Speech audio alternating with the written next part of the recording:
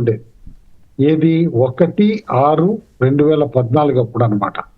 అయితే అందులో 459 కోట్లు పీడీ అకౌంట్ అనేవాళ్ళం. పీడీ అకౌంట్ అంటే యాక్చువల్ క్యాష్ ఉండదు అనమాట. కాబట్టి అది తీసేస్తే మిగిలిన డబ్బులు ఎంత? 1,105 కోట్లు. అందులో ఆంధ్రప్రదేశ్ వాటా ఎంత? 640 కోట్లు, తెలంగాణ వాటా 465 కోట్లు. అందులో ఆంధ్రప్రదేశ్ 245 కోట్లు తీసుకోవటం కూడా జరిగింది. అంటే ఇంకా మిగిలింది ఎంత? దాదాపు 395 కోట్లు. అయితే ఇక్కడ ఏమైపోయిందంటే ఆ కొంచెం అమౌంట్ తీసుకోగానే ఇమ్మీడియట్ గా తెలంగాణ ప్రభుత్వం ఫ్రీజ్ చేసింది అకౌంట్స్. ఫ్రీజ్ చేయడంతో ఏమైంది? 732 కోట్లు అనమాట అట్లా ఫ్రీజ్ అయిపోయిన అమౌంట్ అట్లా ఉండిపోయింది. అది తెలంగాణకి యూజ్ అవ్వలేదు, ఆంధ్రాకి యూజ్ అవ్వలేదు.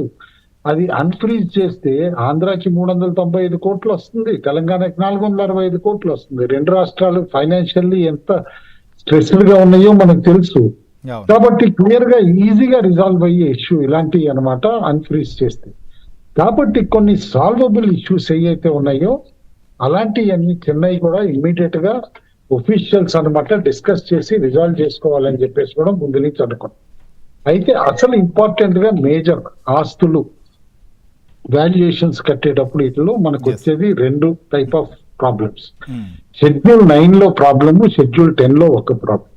మామూలుగా షెడ్యూల్ 9 లో సంస్థలు అనమాట డివిజన్ చేసేటప్పుడు రీఆర్గనైజేషన్ యాక్ట్ లో 3 సెక్షన్స్ అప్లై అవుతున్నాయి. Section 53, section 68, section 71.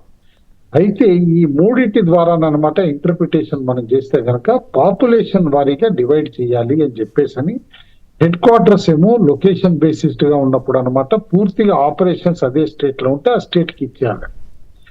అయితే ఇక్కడే కాస్త ట్రికీ ఇష్యూ అయిందనమాట. ఎందుకంటే చాలా వరకు మనకు తెలుసు కంబైన్డ్ స్టేట్ లోనమాట ఉమ్మడి ఆంధ్రప్రదేశ్ లో రాజధానిగా చాలా వరకు సంస్థలు అనమాట తెలంగాణలో ఉండటం చూసాం మనం. హైదరాబాద్, తెలంగాణ అంటే అది కూడా ప్రధానంగా హైదరాబాద్ లో షెడ్యూల్ 9 కానీ షెడ్యూల్ 10 సంస్థలు కానీ తెలంగాణలోనే హైదరాబాద్ లో ఉండటం చూసాం. అయితే ఇప్పుడు షెడ్యూల్ 9 లో ఈ సెక్షన్ 53, సెక్షన్ 68 అండ్ 71 అప్లికేషన్ బట్టి చూస్తూ ఉంటే కనుక ఏదైతే షీలా బీడే కమిటీ కేంద్రం వేసింది కమిటీ, అది కూడా గుర్తుంచుకోవాలి. అదేదో రెండు రాష్ట్రాలు కలిసి చేసిన కమిటీ కూడా కాదు. Sheela Bhide committee bifurcation act pass అవ్వటానికంటే ముందే కేంద్రం అపాయింట్ చేసిన కమిటీ. అందులో ఆంధ్రప్రదేశ్ రిప్రజెంటేటివ్ ఉన్నారు, తెలంగాణ రిప్రజెంటేటివ్ ఉన్నారు. ఆంధ్రప్రదేశ్ నుంచి కేవీ రావు గారు, తెలంగాణ నుంచి ఏకే గోయల్ గారు కూడా ఇప్పుడు ఉండటం జరిగింది. అయితే విస్తృతంగా 89 ఇన్స్టిట్యూషన్స్ ఉన్నాయి షెడ్యూల్ 9 లో. తర్వాత ఇంకో 2 ఇన్స్టిట్యూషన్స్ కూడా యాడ్ చేశారు. అది rural irrigation corporation, AP Vadra corporation, 2 కూడా. దాంతో 91 అయింది. అయితే ఈ 91లో 2 ఇన్స్టిట్యూషన్స్ ని పక్కన పెట్టి అవి ఏంటి? AP state financial corporation, Singareni corporation అనమాట పక్కన పెట్టి మిగతా 89కి కూడా షీలా బీడే కమిటీ రికమెండేషన్స్ ఇచ్చింది.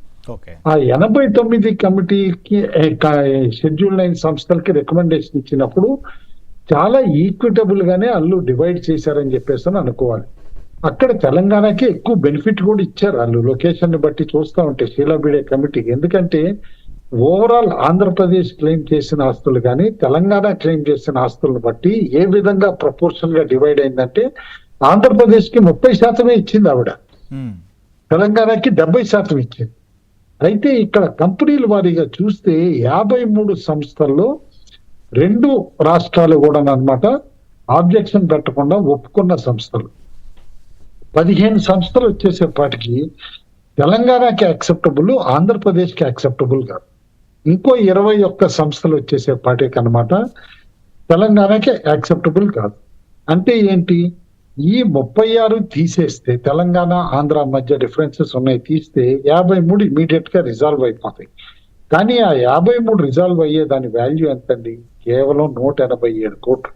గుర్తుంచుకోండి, 24,000 కోట్లలో కేవలం రిజాల్వ్ అవ్వగలిగేది ఆస్తులు లేని కంపెనీలు సంస్థలు 187 కోట్లు. అందుకని చెప్పేసి ఒక్కసారి ఇష్యూ తేలితే బాగుంటుందని ఆంధ్రప్రదేశ్ మొదటి నుంచి కూడా తీసుకున్న స్టాండ్ ఏంటంటే ఇది కేంద్ర ప్రభుత్వంతో అపాయింట్ అయిన కమిటీ, షీలా బీడే కమిటీ, 2 రాష్ట్రాల రిప్రజెంటేటివ్స్ ఉన్న కమిటీ. దాన్ని ఇచ్చింది అది అన్ఫెయిరా, ఫెయిరా, తెలంగాణకి ఫేవరబుల్ గా ఉందా, ఆంధ్రాకి ఫేవరబుల్ గా ఉందా అనేది కాకుండా ఆ కమిటీ ఇచ్చిన రిపోర్ట్ ని మొత్తంగా యాక్సెప్ట్ చేయాలని చెప్పేసి ఆంధ్రప్రదేశ్. కానీ దానికి తెలంగాణ ఒప్పుకోవట్లేదు. అక్కడ స్టేల్మేట్ వచ్చేసింది. సేమ్ థింగ్ ఇప్పుడు షెడ్యూల్ 10.